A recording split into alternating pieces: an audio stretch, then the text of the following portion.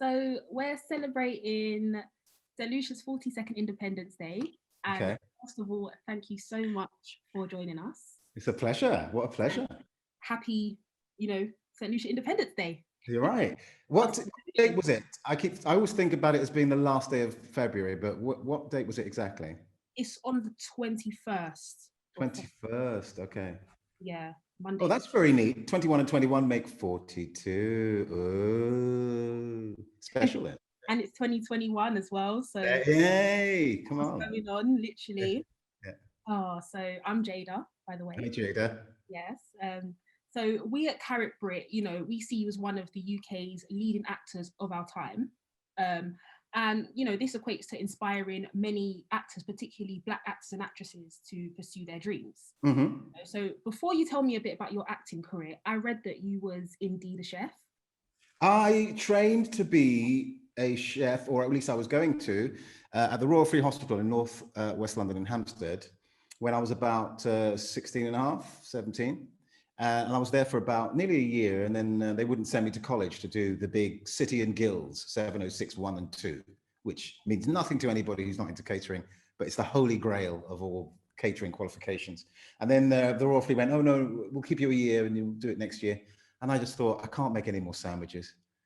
Yeah. 200 ham and egg sandwiches Oh, every other day if it wasn't ham and cheese or cheese and tomato. And it's just and huge vats of porridge that you're stirring with a thing that looks like an oar or okay. mince. It's like, that's not what I thought about as being catering.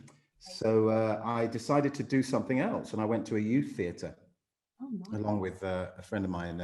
Well, I didn't know him then until I went there, Lenny James, and we were that generation, and it was just great. And I just thought that's what I want to do. So I just jumped ship. I still cook all the time. In fact, I'm in a place where we had to quarantine for 14 days because of Brexit. Because of Brexit, we had to quarantine for 14 days. Whereas the Irish brothers, who's still part of Europe, just came in 3 days. Boom, they were on set. Oh, So I didn't want to go to the restaurant, and I've been cooking a storm up here, fresh fruit and veg. So it's all been good. But yeah, so I jumped ship and became an actor instead. okay. So, like, do you cook any St. Lucian dishes or? What do you mean? How you mean? Jada, umin pudimwe, umin pudimwe, do I cook St. Lucian food? I cook standard rice, peas, chicken. That's what I do for my fam.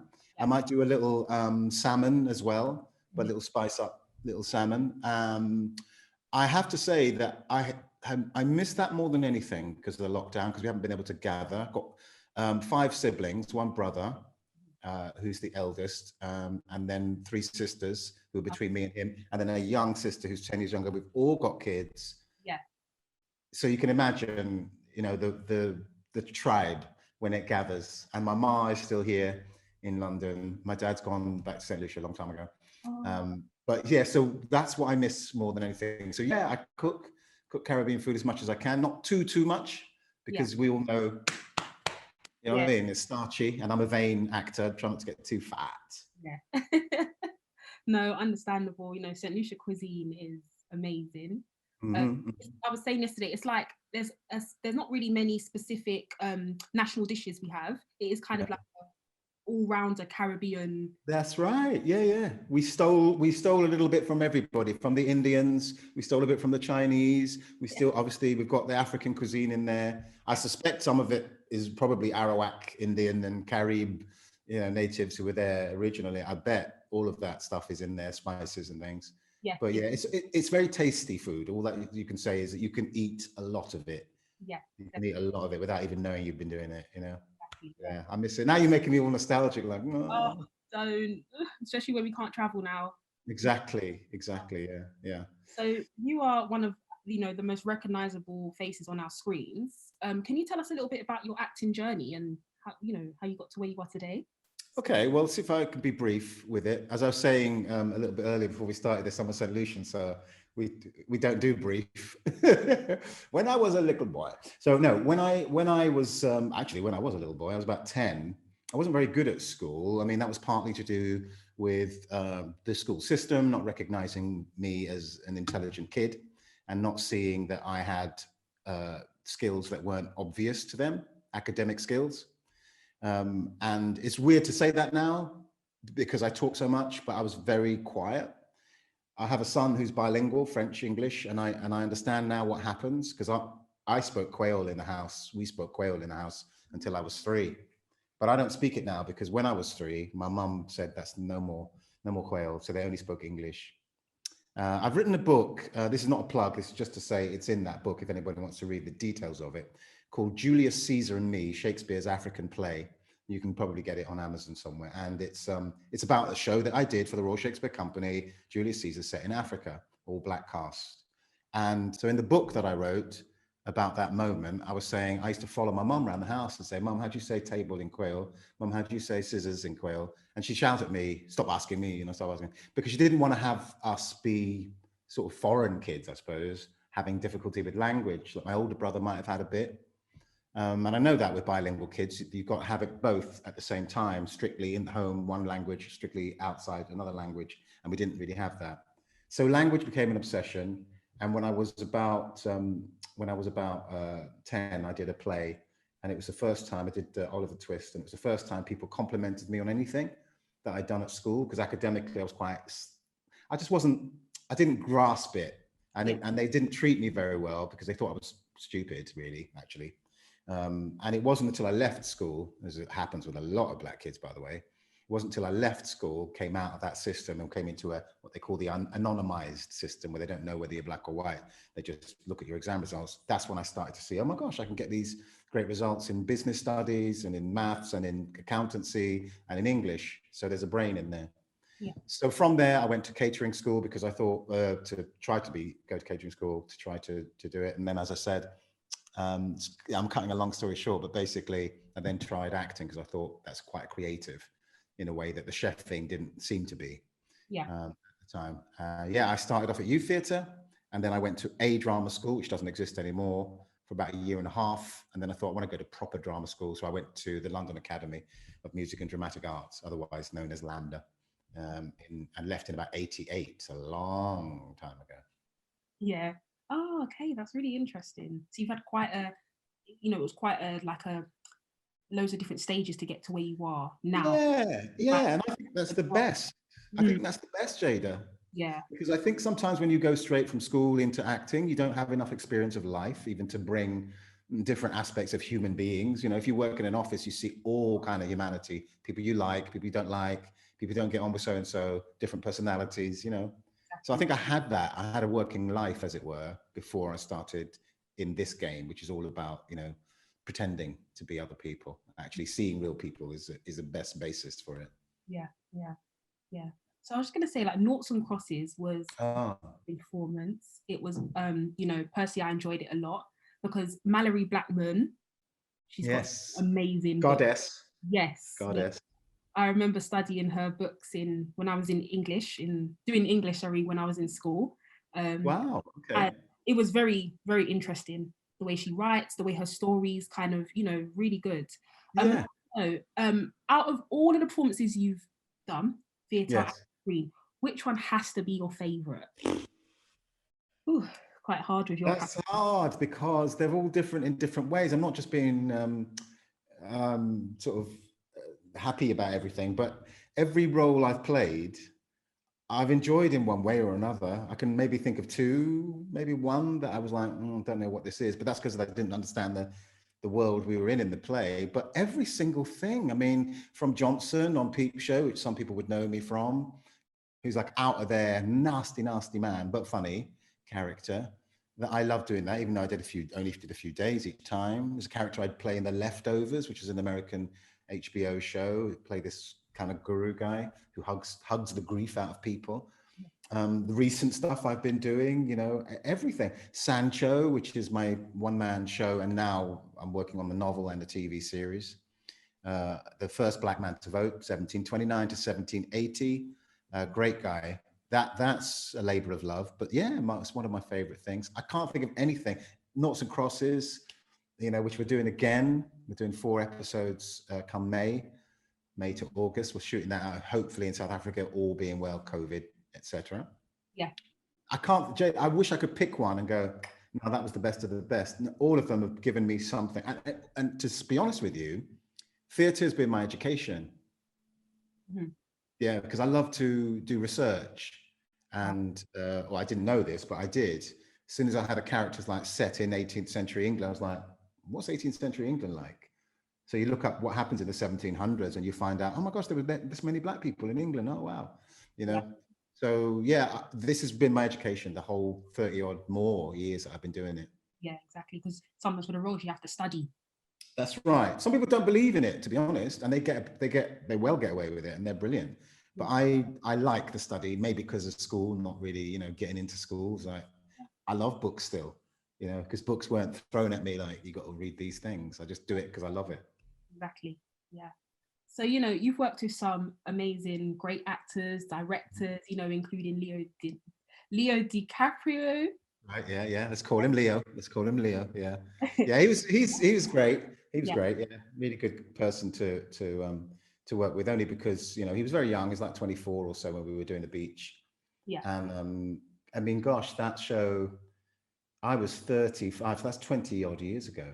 Mm-hmm. Can you believe that? Well, I can't believe that 20 years ago. You were like not even probably born.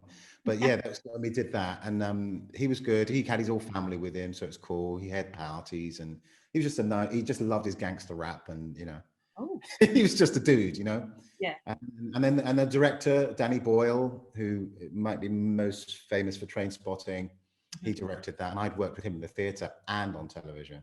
Right. So it was like really comfortable. Even the Hollywood film was really comfortable. Danny Day-Lewis, who was always one of my favorite actors. My first movie called In the Name of the Father. Yeah, I've had some really good times, and I've worked with some really great directors. Actually, very, very lucky. And have you ever felt like starstruck being around any other major actors and actresses? No, I mean, there are people who I admire, but I just don't do that. I don't know what that is, but I don't have that, I don't have a kind of guru complex thing like, oh my gosh, that person's so amazing, because I just know what it takes to do what we do. Yeah. If you're diligent about your job, you know how much hard work must go into somebody being that good, So you just do the work. Sometimes you get on with them, sometimes you don't. The first thing that one of my teachers, the first drama school I went to, said to me was, don't expect to get friends from every job you do.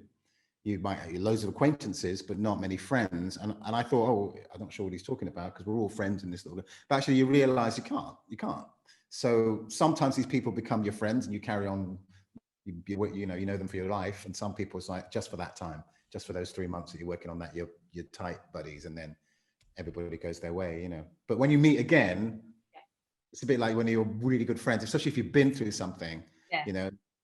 Then you go, oh, you're right back in the slot. So yeah, you sort of consider them your friendship group, but they're really like, it just depends, Yeah, definitely. So do you feel as if your, St. Lucian Caribbean roots have, played a role in making who you are today?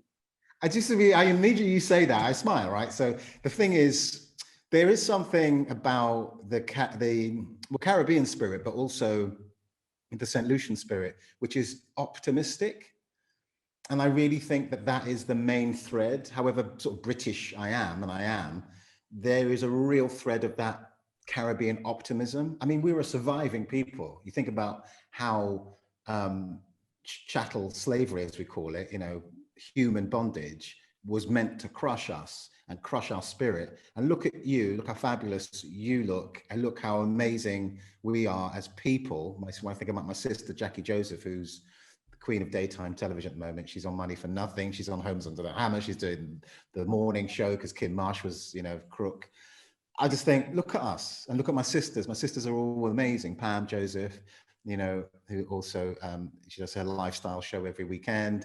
My sister Glenda, who does, business around the world. She's does hair and all sorts of things in St. Lucia. She's got a place in Barbados that, a kind of hotel thing. And you just look at us and my parents even, you go, what are surviving people? How do you survive with optimism and with a sense of, we can get through this, whatever's happening. And when you think about the horror of slavery and what it was trying to tell us about ourselves, and look at us, still kind of smiling through and doing stuff, I think that is the thread that runs through me. I very rarely get down And if I do, it's like short-lived. Yeah. And I know there's a lot of, you know, naturally, because of the world we live in, there's a lot of depression out there, especially amongst Black people, because of the stuff we have to deal with all the time, the stuff we're pushing away and pushing aside, trying to ignore, you know, all the tired little, as Noughts Crosses, microaggressions show, you know, Yeah. in the world. We just go, nah, I'm going to carry on, do my thing. I'm going to make stuff. You're going to buy it. And I'm going to make a little money for me and my fam. You know, that's how we go. So that thread is definitely in me. Yeah. So when you look at the Black British acting industry, do you think there could be more representation of Black British Caribbean actors and actresses, and where, you know, how can we basically get ourselves in more to be honest? That is an interesting point you're making. Because are you really saying that more of the African British people are making it? Are you making that differentiation, or are you just saying generally? Yeah, okay. Generally, Yeah. there's more like Black British Africans than you see Caribbeans, and it's like, where are we? Like, yes. what do we do to get to the forefront, kind of thing? That is such an interesting point. Have thought about it, but I don't really have a major answer for you. Maybe because I don't dwell on it too much. But when I think about, you know, David Oyelowo, I think about Chiwetel Ejiofor, I think about Idris Elba to an extent. I think these are our biggest sort of exports, British exports. And they're all, you know, largely sons and daughters directly from, you know, African descent, in a way that me, Lenny James, I guess Nikki Amuka Bird, she's kind of hybrid really. She's got both in her. But there's a kind of, it's almost like the Indian community, you know, when you're Nigerians or you're Ghanaians, they've got this thing where they didn't grow up in a community where there was mainly white people telling them what they couldn't do. So there's a can do about them, like with the Indian communities, like we had our thing, where we are in the world, we're going to make our little thing together. And then when we come, we're going to try and reproduce that. So, you know, you look at the cabinet, you look at most of the members of the government who are not black, are not white, they're Asian of one origin or another. So what's that about? They're not smarter than African Caribbean people, but they have had one advantage, which is they weren't oppressed in the same way as we were. So I think we're still fighting this kind of battle of confidence, I would say, and a feeling of this is also mine. Yeah. This is also mine. This country is also mine, because actually I built this stuff. My ancestors built this stuff. When you go into the city and you see Lloyd's of London, don't be freaked out, because Lloyd's of London were an insurance company for slavery. We built that. We built Barclays. We built Tate and Lyle. That's why you got the Tate Modern there. They used to manufacture sugar, but the sugar didn't come from Bermondsey. Sugar came from the Caribbean. So to me, now that I know my history and I look about London and I see how long we've been here, since Roman times, you know, I feel like this is also my country. Don't tell me that I'm a foreigner or treat me like a foreigner.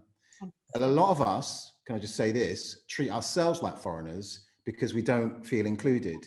So how do you defend yourself? You just go, well, I don't need that anyway. I'm from Caribbean. And sometimes it's even like, I'm from this postcode. But that's the whole country is yours as much as anybody, any white person from anywhere. Mm-hmm.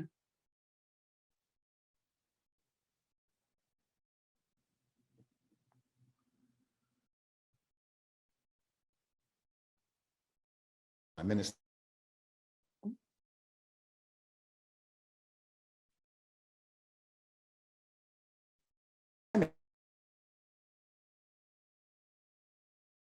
Them down, excluding them even from. Oh no, have I gone again? Looks like connection. I was just saying there's a lot. Oh, when did I was going to say, anyway, there's a lot of oppression in the school system. And then once we get out of the school system into the anonymized system, we start rising again. Why? Because there's prejudice. Yeah. And so, you know, there's a lot of battles. So one of the reasons is the world we're in, and the other is the internal monologue, if you like, that we have, or we're not really from here. This doesn't really belong to us, but it is, and we should take, you know, African Caribbean in particular, really take hold of that, you know. Exactly. That's, you know, it's a shame that it is a shame, but it's true what you're saying about claiming this country, as white people, other races, because especially us younger generation, we do have this thing of yeah, I'm here in Britain, but I'm from back home. I'm from the Caribbean. We rep back Yeah. home a lot. But then when we go to the Caribbean, it's Then we find out. Yeah, you're we find out. foreign. Yeah, And exactly. Yeah, foreign. Because we have to, yeah, I mean, I said home for St. Lucia until I was about 19, 20. And I started thinking about it. It's like, I've never been there. right. You know, I've got a big family. They couldn't afford to send us there. And by the time I was earning money, I was just too busy to go. Up until I was about 32, then I went for the first time, and I was almost scared to go because I had realized, 10, 12 years before that I'm not really St. Lucian in that sense. I'm a British Caribbean guy, and that's a very different thing. I've got some understanding, but I don't speak the language anymore. Yeah. And I don't have the same mentality because I grew up here. So yeah, we've had a lot of things that we have had to battle through, which is again why I say we're a surviving people. The fact that we're still optimistic and pushing through, because it's not been easy to be displaced like this, But here's what I think as well: that a country is like a family, and you get born into a family, you don't get to choose that. And even though some of them family members might try and reject you, some of them might try and reject you, that doesn't mean you're not part of that family. That doesn't mean that. That just means that they're not including you. So to run away from that and go, well, I'm going to go live in the cellar, or I'm going to go live in the back garden of our nation, if you know what I mean, is wrong. We need to be coming into the house and go, what? Oh, this is mine as well. I was born here. All my education is here. The food I ate largely came from here. My humor, even part of my humor came from the environment I'm in. I am part of this. So let me take hold, It's very much true. And on that topic, you spoke about earlier, you're originally from Kensal Rise. The Rise. Yeah, well, originally Willesden Green. Oh, okay. So yeah, Willesden Green, born in Park Royal, but then we moved to a little flat above a shop, Willesden Green, opposite the Barclays Bank. Okay. Still there, number 6 High Road, Willesden. It will be a shrine. There'll be a blue plaque there someday. Yes. Even if I have to put it up myself. Yes, it has to. But that's where we grew up, and then about 12 years old we moved to Rise. Yeah. Okay, because I was going to say, like, growing up. So, what is like the multicultural Caribbean influence in those areas? And you're saying Willesden, Kensal Rise, that part of kind of northwest. There's a big Harlesden. There's a big northwest. There's a big Caribbean influence. Yes, there is.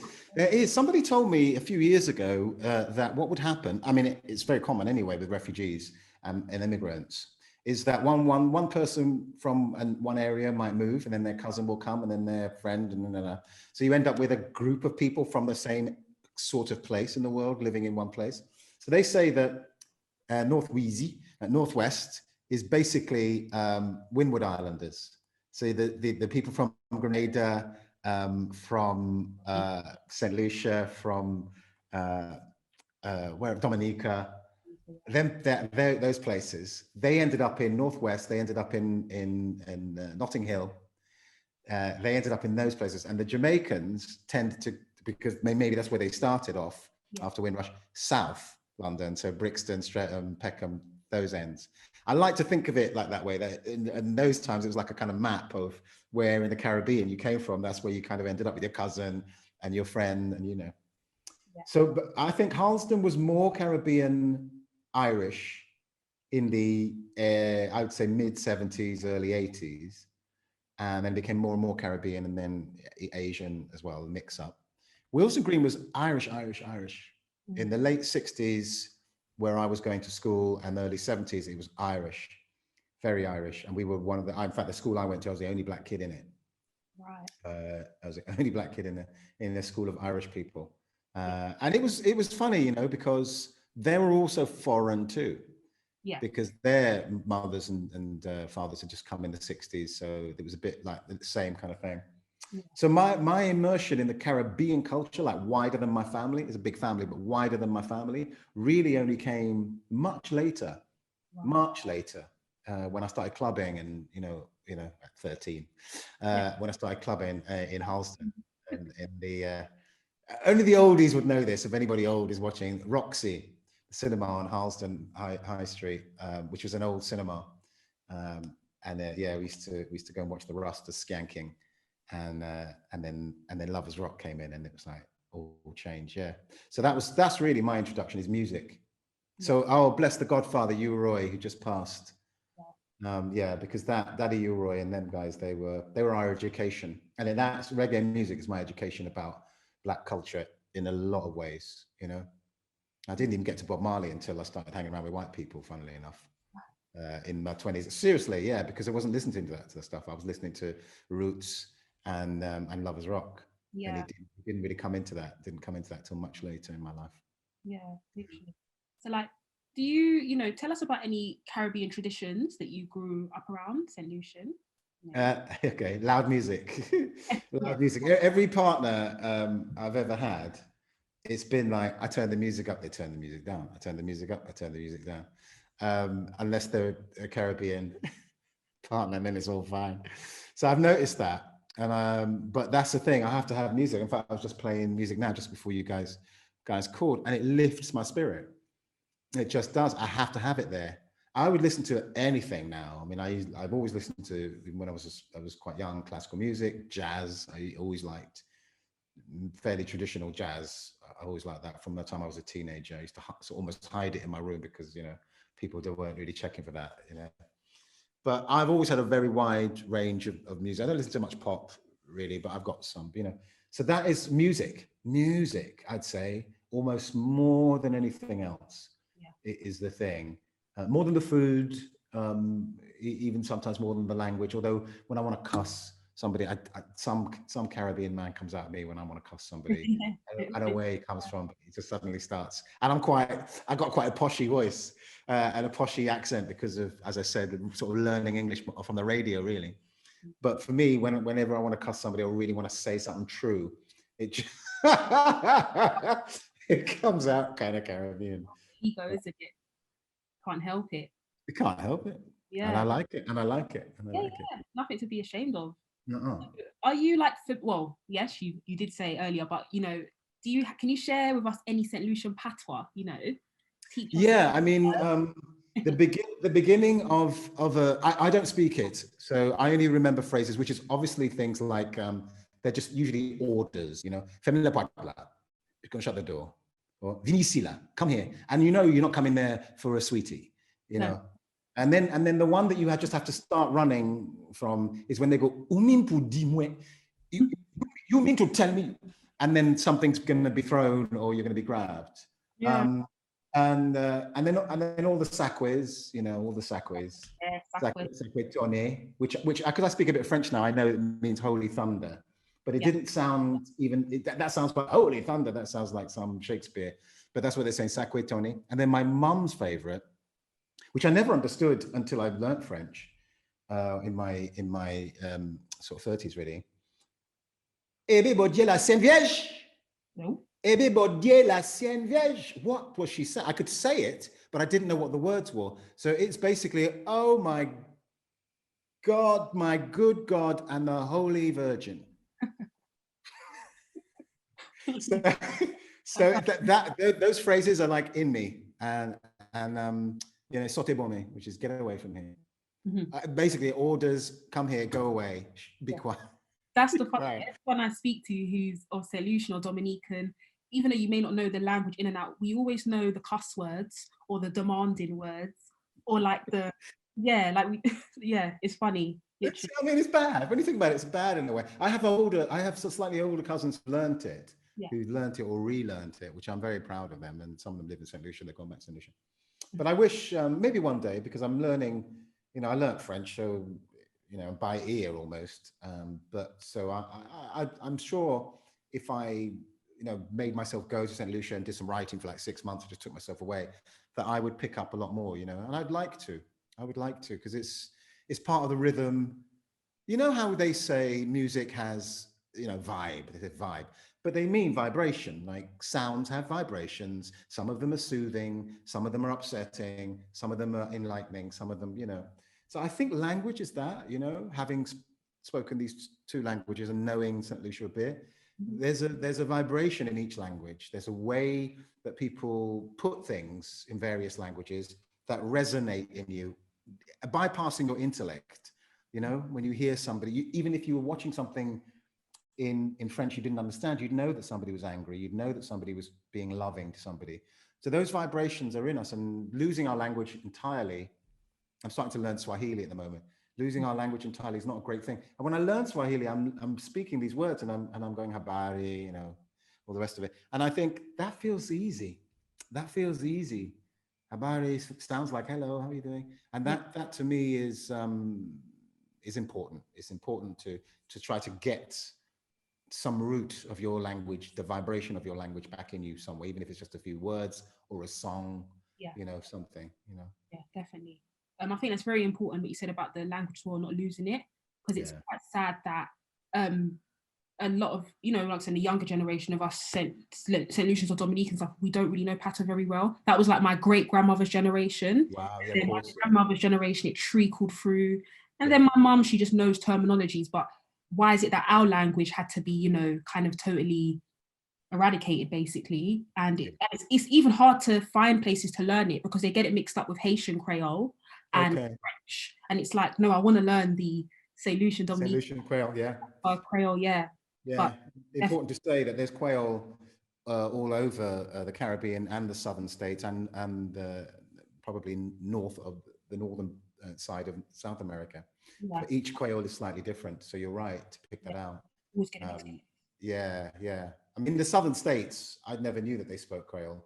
I mean, Yeah, they're quite Creole, you know, of course. But that is that could be understood if we listened hard enough, or if we knew enough of our own language yeah, by anybody. It's like Swahili, really. Swahili is a hybrid language from a bit of what they call the Bantu, the African people of the East Coast language, mixed with Arabic and other, you know, stealing a little bit from some, maybe a bit of English, but that language is spoken by millions upon millions of people, so that they can communicate with each other, so that they can communicate across the Indian Ocean and trade with each other. mhm, And Creole is like that. It's a language like the people that survives no matter what is put on it. They'll find a way of making it their own language. yeah, Banned in my parents' generation, by the way, banned. right, So that's why there's a shame attached to it from teaching us the language, because yeah, it was banned. That the English teachers will say, no, you're not allowed to speak that. yeah. Mainly probably because they couldn't understand it. They thought we were plotting some kind of revenge, which As we you probably were. exactly, literally. Yeah. You know, St. Lucia's known for its soca and zouk. So, are you much Okay. of a fan of soca and zouk? You Yeah, know, yeah, yeah, yeah, yeah. I don't know much about it, the modern stuff. Obviously, as you listen to it more as a kid. mhm, But yeah, whenever you hear it, you're gone. You know, you have to. You yeah, have to. yeah, Yeah, I love it. I love it. I love the I just love the fact that it's a joyful music. And in the olden days, it was good if you didn't know what was being said as a kid, to just hear, oh, he's talking about his lovely pussycat. He's my pussy, you know, the old calypso songs. And then there's an adult, you go, no, that's not what he's talking about. yeah, He's yeah, talking about lady parts. yeah, literally. Talk about him lady parts. So, but those rude songs, which the adults would never explain to you, were beautiful because they were clever. You know, they were clever songs. I prefer, I suppose, some of the older stuff because I thought it was a bit more witty. Well, now it's basically dance music, so that's all right. Yeah, That's all right. the sound is the soca sound is slowly changing. Okay. You know, depending on each island. You know, Uh-huh. islands got their own different type. So St. Lucia's more, it's a type of so-called Denery segment. Uh-huh. So it's very like, it sounds very like Zouk, but they made it more modern with the soca. Whereas the Okay. in soca's more like slower and like sounds a little bit more R&B-ish. I don't know how to describe, not Yeah, R&B, no, I've got to check that out. Do you call it Denery? Denery segment. Denery Steak. I've never heard that. From Denery, the town, yeah. Yes, yes. Oh, On okay. Monday, well, today on our platform, we'll have more, you know, probably more bits and bobs about Denery segment. So have a look on our I Insta. will. Yeah, yeah. Yeah. So where are you? Which part of the island are your parents from? Do you know? Also, because my mum, she's half St. Lucian, Okay. and she's What's the other half? Guyanese. Oh, okay. That's like my auntie. Yeah. Okay. Oh yeah, and then my dad's half Dominican, half Grenadian. Okay. All right. But Okay. my mum's from, we're from Castries and Soufrière. Oh, excellent. Okay. That's my dad's Soufrière Oh, okay. and my mum is Miku, Oh, okay. Yeah, yeah, which is a bit further south and yeah. apparently posher, so she says. Oh, yeah, I don't know about that, but anyway. yeah. My Oh, dad, my dad was and is a Soufrière and born and bred, and he's yeah, he's gone back there. He's gone back there. Very happy he is too. Yeah. Yeah, Sufra's like country, isn't it? It's Yeah, proper. man. And he used to basically live up in the hill, what they call the Morn. So he was like feral child. He was like wild child. Yeah, And so when he came to London, he was like, wow. And my mum was all quiet convent girl. yeah, because it's more. So I think we're all a bit of mixture of them two, the kind of quiet, churchy, and then well, party people, Yeah, we lying in. yeah. But so yeah, a good mixture of the That's why two. we're not related. You know, that's the thing with St Lucian. The chances are, my friend, Exactly, being from there's something. What was your mum's? You know what your mum's family were called? where the Imbert, Imbert. Saint Omer, we've got, there's different ones. Yeah, Yeah. mainly Imbert and Saint Omer. Okay. Yeah, Imbert. Yeah. Yeah, there'll be. I'll talk to my dad and he'll say, "Oh yeah, yeah, yeah." Then people they used to live up there. Yeah, yeah, I know that. Are there any soca and calypso songs specifically that take you back to your childhood? Yeah, there's one I've never stopped singing it. I haven't stopped singing it for about 50 years. When my mum went to St Lucia in '73, she brought back the song. I don't know who it's by, and it just goes. Oh, sorry, my singing voice isn't the greatest. I'm going home one day tomorrow. I'm gonna see my baby back home. I'm going home one day tomorrow. I'm gonna see my baby back home. La la la la la la la la la la la la. I just love that song. I know it's in English, but there was something about the way he sounded, again about vibrations, that made me think these are my people. You sound like my people, and the way that sits, because I've got quite a high voice, you know. That sits just right in my range. And then there was, I mean, obviously these aren't particularly St. Lucian songs, but there was, "Mommy, Mommy, I want to go to school," which was a huge hit when I was about sort of 20, and everybody was singing it everywhere. I don't know where that had come from. It might be a Trini bit of calypso. Yeah. And all the Kitcheners, we used to listen to Lord Kitchener. And none of that St. Lucian, I know, but that's the kind of music people would listen to. Mm-hmm. That and weirdly, country and western. You Oh, ever felt that weird vibe where even young people listen to country?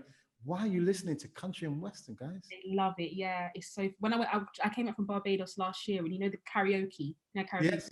karaoke. I'm thinking, they're gonna sing maybe a bit of soca, reggae songs, Yeah, yeah. like country and western, and Celine Dion, and like ballads, like I UK I ballads. don't get it. I mean, my mum and their generation were into it as well. Like Yeah, old people would know Jim Reeves, yeah, and all that. Dolly Parton, I don't understand it, but I think it might be to do with like stories.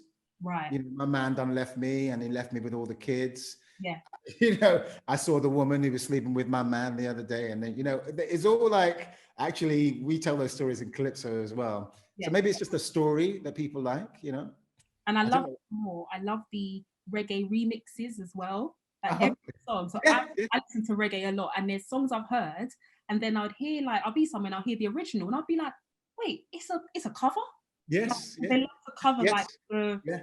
Tammy was one of those. I don't know if you've ever heard a song called Tammy. It's a beautiful song. It's one of my sister's favorite songs. Um, I think it's I hear the whippoorwill sing through the night, Tammy, Tammy, Tammy, my love. And I thought, oh, that's a reggae song. But when I heard the original, it's some country and western girl singing it. Yeah. I think Yeah, there's lots of those songs like that. Mhm. I think it's, because we love a story. Yeah, yeah, That is the thing I must say about St. Lucius. I said this at the beginning. I'm writing a book on this guy. I'm writing the novel now on this guy, Charles Ignatius Sancho. And these are his letters. That's how we know about him. You can get that in if you want to see. But he is. I'm telling his story, and I'm telling his story like a St. Lucian might tell his story, like the long story. Well, he was born in, and he goes all the way through. And the thing is, that's not what modern storytellers do. Modern storytellers just go, one thing happened, one big thing, we're going to tell that story.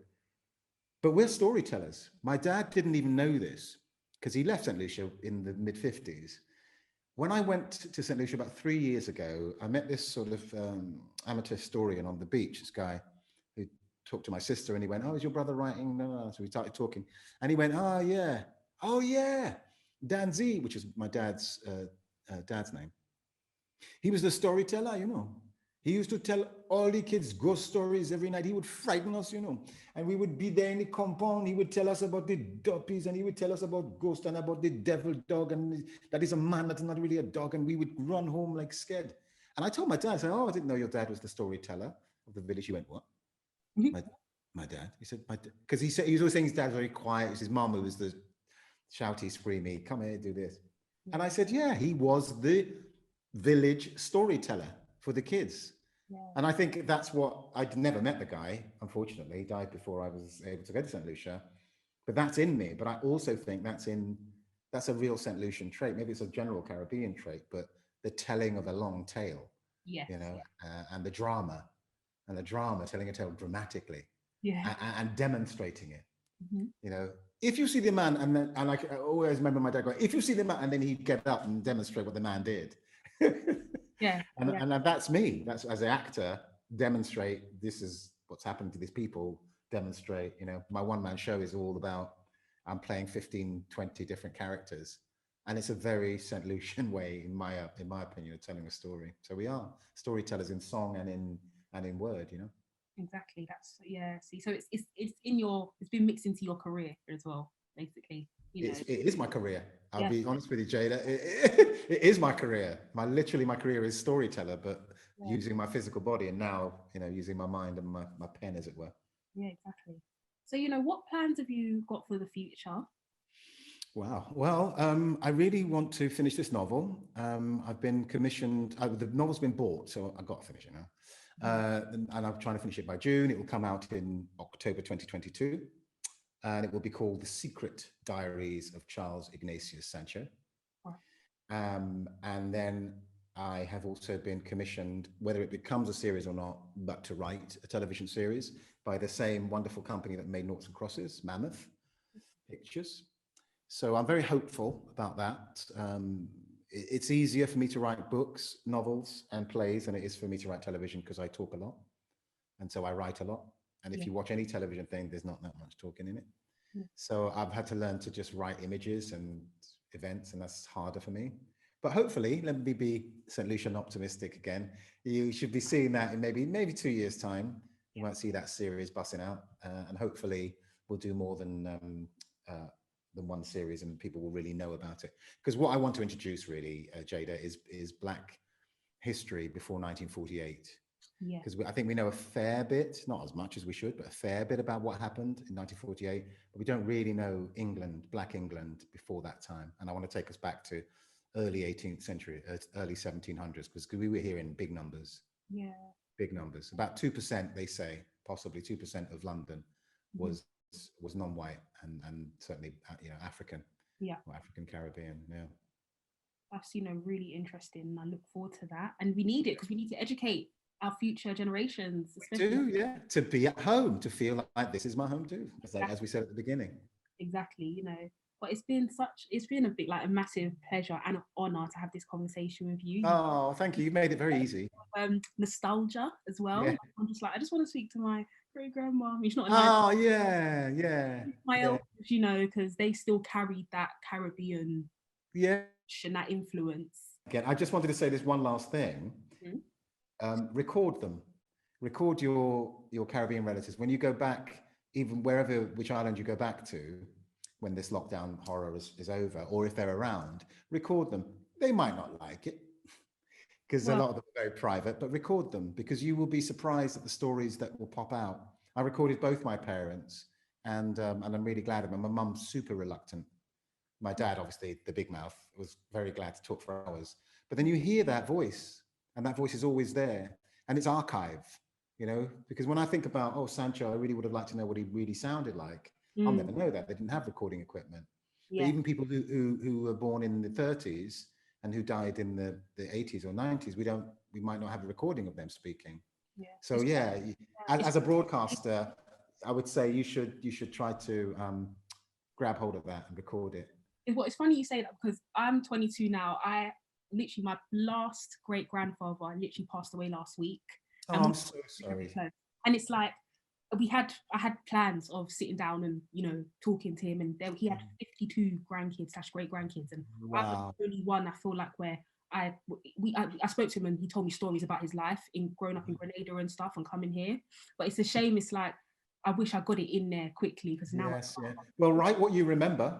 Yeah. Do write what you remember, because even if, you know, you don't use it for a thing, you'll always have it. Your kids, if you have kids, will have it. Their grandkids, because this is how stories like Sancho's, the guy I'm writing about, gets lost. Yeah. Is that one generation goes, oh, everybody knows about that. And then the next generation doesn't know about everybody knows about that. And so 5 generations down the road, say, there were black people in England before 1948. Exactly. It's all about how long have we been, you know, even to say 1948, some people's like, that long ago. So we've got archive, because these historians aren't doing it. And that's how I've discovered doing history research. The historians aren't doing it. They haven't been doing it. And even when there is evidence, they've been ignoring it. Sometimes because they're straight up racist, and sometimes because they didn't think it was important, which amounts to the same thing. Yeah. So that's why we're having to dig through all these archives now. It's beginning to happen. Right. So let's record ourselves and let's record our people, so we keep a record, so people can't deny us our place like they're doing now, or those fools are trying to do now, you know. It's very true. But you know, here at Carib Brit, we will always support your future endeavors. Oh, thank you. We're excited to see what you've got in store, and we're also proud of your, you know, past accomplishments and what you've done for like British television, worldwide television too, but British television and theatre, screenplay, and being black Caribbean. So we're so, you know, thank you so much. I stand on the shoulders of giants. One of the biggest is Victor Romero Evans. If I hadn't seen him on television being an extraordinary, yes, I would not have thought that I could do it. So I stand, and he will stand on the shoulders of Norman Beaton and those guys who are older. So thank you, but I take it as one rung of the ladder. Next, Jada. Next, Jada Reese. yeah, right? Carry the baton. Yes, carry. You know, yes, definitely. Oh, thank you so much. Pleasure. So lovely.